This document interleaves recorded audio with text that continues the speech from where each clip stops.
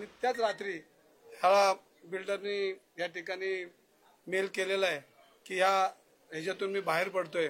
पण माझी त्या बिल्डरला अशी मागणी आहे की आता हे 230 कोटी रुपये तू दिलेले आहेत, आज मी कुठेतरी ऐकलं की हे धर्मदाय आयुक्तांनी गोठवलेले आहेत, तर हे 230 कोटी तुम्ही पुणेकरांचे ढापलेले आहेत आणि चोरलेले आहेत। हे 230 कोटी या संस्थेला देऊन या संस्थेवर योग्य माणसाची निवड सरकारने करावी आणि हे 230 कोटी रुपये हे परत ह्या संस्थेला देऊन हे भव्य असं विद्यार्थ्यांसाठी, जैन धर्माच्या विद्यार्थ्यांसाठी हे खुलं करावं। आपण बघितलं असेल तर जैन धर्माच्या बरोबर मी बरेच वर्ष काम करतोय। हा समाज हा व्यापारी आहे, हा धार्मिक आहे, अहिंसाच्या विरोधात आहे। हिंसा अहिंसा हे सगळे तत्व ह्या धर्माने आपल्याला उपदेश दिलेले आहेत आणि ह्यामुळे हा धर्म कायम दानशूर म्हणून आपल्याकडे बघितला जातो। आपले उत्सव असतील, मग वारकरी आलेले असतील, गणेश उत्सव असतील, कुठल्याही धार्मिक कामाला यांनी 2 पावलं पडून त्या सगळ्या समाजाला किंवा सगळ्या धार्मिक हिंदू धर्म संस्कृतीला कायम पुढे पाठिंबा दिलेला आहे। आणि मी पहिल्या दिवशी बोललो की या जैन धर्माचं असलेलं बोर्डिंग याच्या विटेला सुद्धा हात लावून देणार नाही। ही शक्ती मला इथूनच भगवान महावीरांच्या आशीर्वादामुळेच आपल्याला सगळ्यांना मिळेल, कारण संत आणि देव यांच्याशिवाय हा देश चालत नाही ना। आपण त्यांची स्फूर्ती घेऊन जो मी समाजाला शब्द दिला तो आज मला खरा ठरल्यागत वाटतोय। मी माननीय नरेंद्र मोदी साहेबांना पत्र दिले, माननीय अमित शाह साहेबांना पत्र दिले, देवेंद्र फडणवीसांना पत्र दिले, माननीय एकनाथ शिंदे साहेबांशी चर्चा केली, उद्धव सामंत साहेबांशी चर्चा केली। ह्या सगळ्यांचा मी मनापासून आभारी आहे, कारण एक संस्था वाचवण्यासाठी आपण केलेलं कळत न कळत ह्याच्यामध्ये चित्र काल रात्री त्या मेलच्या रूपाने दिसून आले। आणि म्हणून मी नरेंद्र मोदी साहेब असतील, अमित शाह असतील, देवेंद्र फडणवीस असतील आणि प्रामुख्याने माझे नेते एकनाथजी शिंदे यांचे आभार मानेन मी की मी हे आंदोलन करताना मला त्यांनी अडवलं नाही। रोज बातम्या पेरल्या जायच्या की दंगेकरांना पक्षातनं हकलपट्टी करेल आणि त्यांना तंबी दिली, कोण म्हणलं कान पिचक्या दिल्या, तर असं काय त्यांनी मला आदेश दिलेला नव्हता। मी योग्य काम करत होतो। त्यांनी कालही जाहीर केलं की रवींद्र दंगेकर हा लढाऊ कार्यकर्ता आहे आणि हा भारतीय जनता पार्टीच्या कुठल्याही नेत्याच्या विरोधात बोलत नाही, पक्षाच्या विरोधात बोलत नाही। मी आजही विकृतीच्या विरोधात बोलतो आणि उद्याही विकृतीच्या विरोधात माझ्या समोर कुणी आलं तरी एक पुणेकर म्हणून माझी भाषा ही पुणेकरांच्या बाजूने असणार आहे। आणि माझ्याबरोबर मी सगळ्यांना मनापासून धन्यवाद देईन।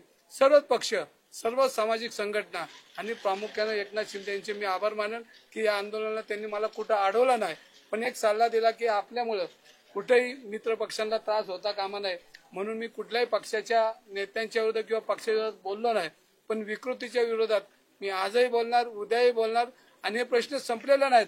अजून निलेश गायकवाड कसा पळाला तो अजून संपलेला नाहीये, त्याच्यावर मी बोलणार आहे। पण मला आज समाधान आहे आणि कालच मला खऱ्या अर्थाने समाधान झालं की संत ज्ञानेश्वर महाराज यांच्या समाधीपाशीच मला एकनाथ शिंदे साहेब बोलले की तुझा 2 दिवसात तोडगा काढून देतो।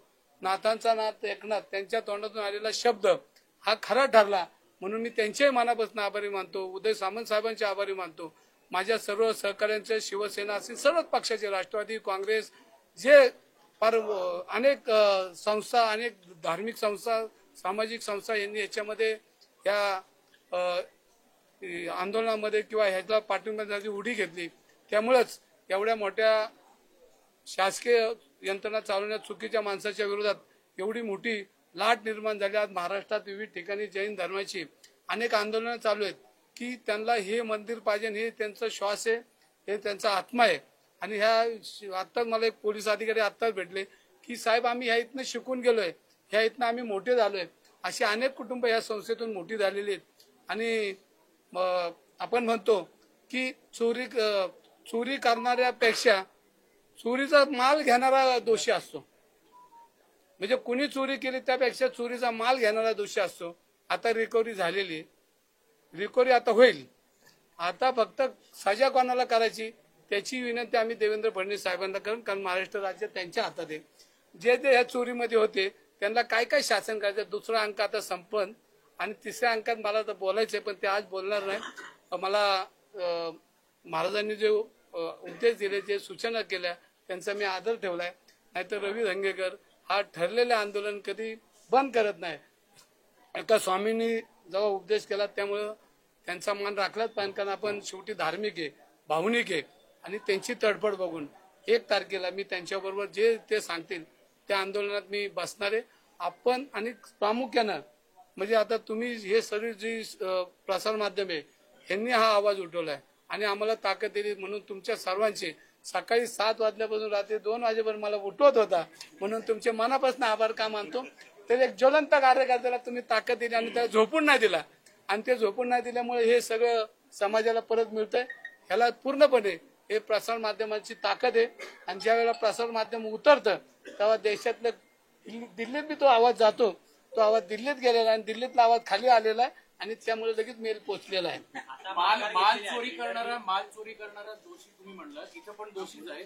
विश्वस्तांकडनं अजून पत्र आलेलं नाही, त्यामुळे विश्वस्तांनी सुद्धा या व्यवहारात आता याच्यामध्ये पुणेकर उतरलेत, महाराष्ट्र उतरलाय आणि जी यंत्रणा ही राज्याच्या हातामध्ये, हे यंत्रणेचे प्रमुख फडणवीस साहेब यांनी बी हा मुद्दा घेतलेला आहे. आणि त्यामुळे आता याच्या पुढे कुठली ताकद, संचालक असू कोणी असू, यांची कोणची ताकद इथं चालणार नाही. एकदा जर गृह खात्याचे आमचे मंत्री देवेंद्र फडणवीसांनी पुणे कमिशनरला एक फोन केला तर 5व्या मिनिटाला सगळे संचालक इथं उभे राहतील लाईनी. ही सगळी यंत्रणा आपल्या जवळ आहे, म्हणून देवेंद्र फडणवीस साहेबांचे बी मनापासून आभार मानतो मी. संचालक इथं पळत येतील, फक्त एक फोन केला तर काय त्याच्यामध्ये आता मला शंका वाटत नाही.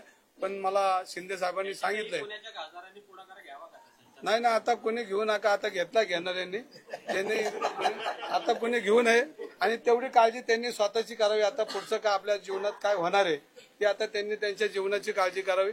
कारण जे स्वप्न 4,000 कोटीतलं इथलं बघितलं होतं त्यातले किती आपल्यापर्यंत पोहोचणार आहे हे स्वप्न त्यांचं धुळीच मिळले. पण आता मला त्यांच्यावर बोलायचं नाही, कारण शिंदे साहेबांनी काल सांगितलं हा तोडगा निघणार आहे.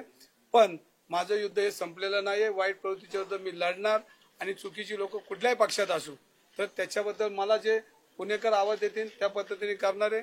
आता माझा मोर्चा थोड्या दिवसांनी लोकमान्य नगरमध्ये पोहोचणार आहे. तुम्हाला विनंती आहे, माझं चुकीचं असेल तर मला तुम्ही हळूच सांगा, पण लोकमान्य नगरमध्ये पोहोचणार आहे. आणि तिथली डेव्हलपमेंट आता कुणी स्वप्न बघितलंय स्वतःसाठी का जनतेसाठी त्याचाही पोलखोल करणार आहे. आज मी तुम्हाला मनापासून धन्यवाद देतो. हा विषय आता बऱ्यापैकी पहिला अंक संपला, दुसऱ्या अंकात आपण पोहोचलोय, तिसरा अंक 1 तारखेपासून चालू आहे. आणि तो पण गायवाल्यांना कुठपर्यंत आणलंय त्याच्या अजून जरा माझं लक्ष नाही, पण गायवाल्यांना कोणी कोणी पाठवलं कोणी कोणी आणलंय त्याच्यावर माझा अभ्यास चालू आहे.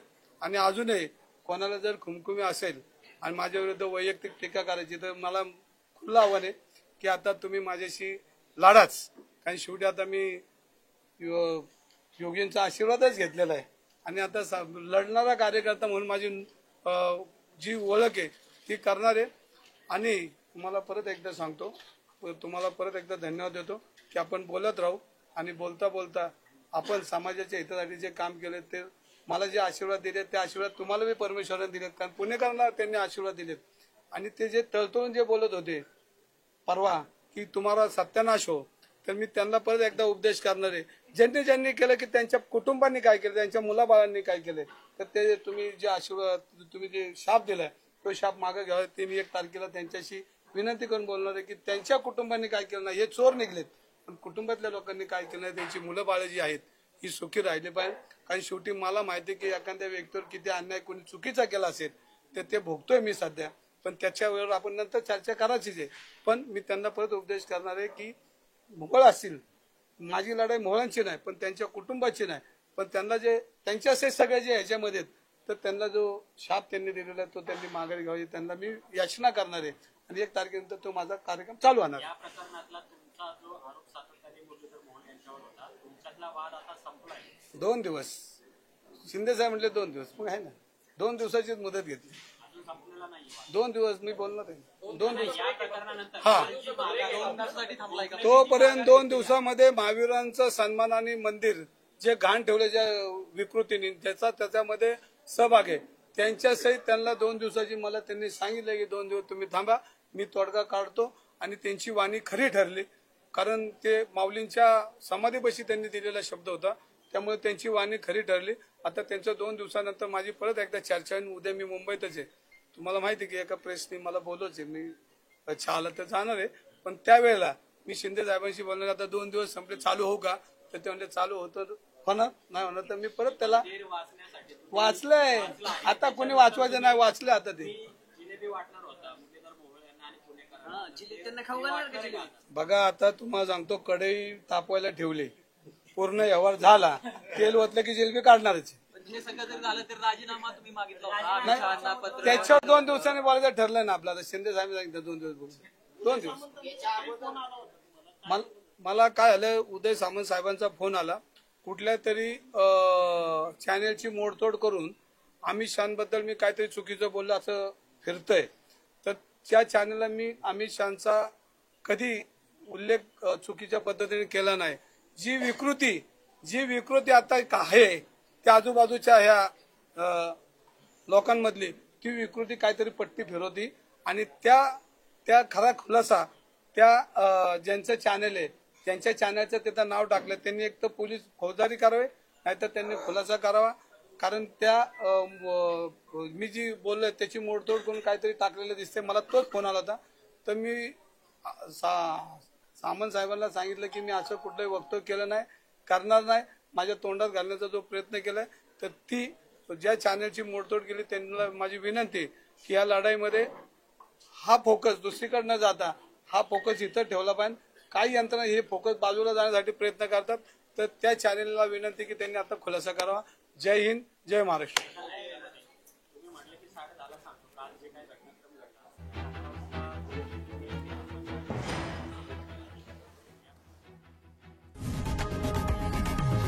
लोकशाही मराठी ऐका, पहा, जागरूक रहा.